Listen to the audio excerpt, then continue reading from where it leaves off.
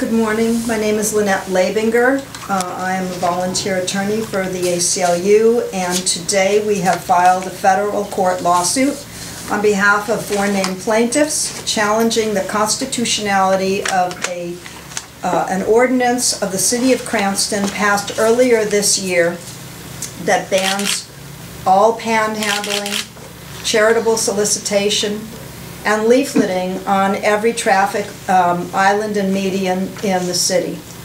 Our lawsuit claims that such a ban is a clear violation of the First Amendment's guarantee of freedom of speech, and we will be asking the court to issue a temporary restraining order barring any further enforcement of the ordinance, and ultimately asking that it be permanently enjoined, so that people will be able to resume exercising their First Amendment rights in the City of Cranston without fear of being charged with an offense.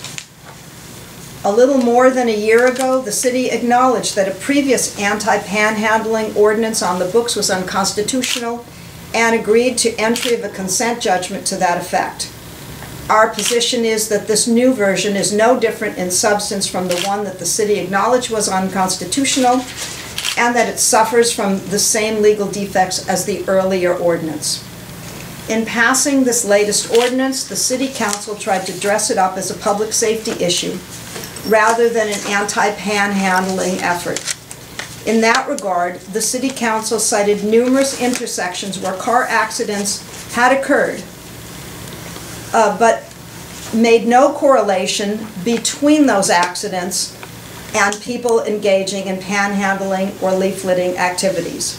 In fact, based on our review of public data of the city, the number of car accidents appears to have decreased at many of the cited intersections during the period of time that the city stopped enforcing its unconstitutional ordinance last year. Among other points, our lawsuit points out that this new ordinance is a very imperfect fit if it is designed to address traffic safety.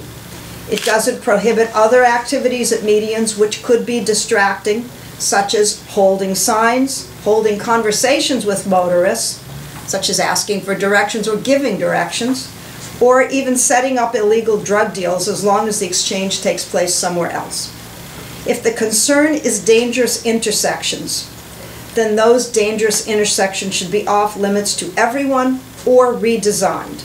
If there are activities that one can do safely at these intersections, then these types of restrictions as to panhandling and leafletting have no place.